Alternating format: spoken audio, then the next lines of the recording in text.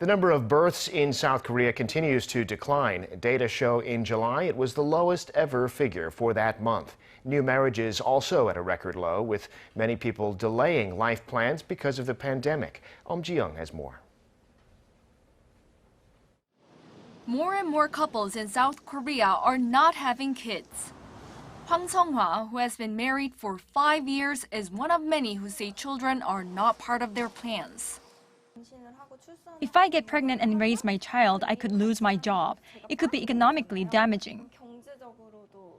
The number of births in South Korea has fallen to an all-time low for the month of July. According to Statistics Korea, there were around 22,300 births in July this year.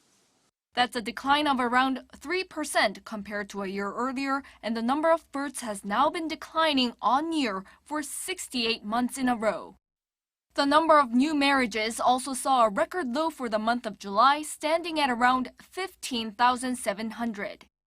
This was down around 8% compared to the same month of the previous year. Statistics Korea says the number of new marriages has been declining since 2012. Fewer people in their 20s and 30s are getting married, and the pandemic also contributed to the drop in new marriages, as many couples delayed their weddings. This has led to the drop in births. Meanwhile, the number of deaths in July stood at roughly 25,700, the highest for the month of July since records began. It increased by around 7% on year. In 2025, South Korea is to become a super-aged society where those over the age of 65 account for 20% of the country's population.